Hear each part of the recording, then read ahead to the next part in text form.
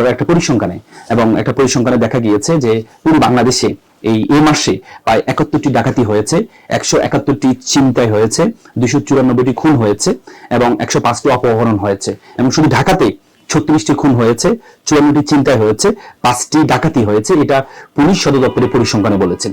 এবং কি ধর্ষণের মাত্রা ভয়ঙ্কর আকার ধারণ করেছে বাংলাদেশে। এই একটা লিগেল এডের একটা পরিসংখ্যানে বলেছে জানুয়ারি মাসে প্রায় 67টি ধর্ষণের ঘটনা ঘটেছে। এভাবে যদি আইন শৃঙ্খলা অবনতি হতে থাকে তাহলে নতুন বাংলাদেশের নতুন স্বপ্ন দিয়ে যে আমাদের ছাত্র জনতা যে অভ্যুত্থান করেছে সেই অভ্যুত্থানটা ব্যর্থ হবে। এজন্য আমরা স্বরাষ্ট্র মন্ত্রণালয়কে, পুলিশ পরিদর্শককে এবং জননিরাপত্তা বিভাগকে আমরা লিগেল নোটিশটি পাঠাচ্ছি, যাতে খুব দ্রুত যারা সন্ত্রাসী আছে তাদের অস্ত্রগুলোকে তারা যারা খুব দ্রুত আইন শৃঙ্খলা বাহিনীর আওতা নিয়ে আসতে পারে। এবং কি এই যে এই পর্যন্ত ঘটনাগুলো ঘটেছে সিসিটিভি ফুটেজ দেখে তাদেরকে গ্রেপ্তার করে তাদেরকে শাস্তির আওতায় নিয়ে আসার জন্য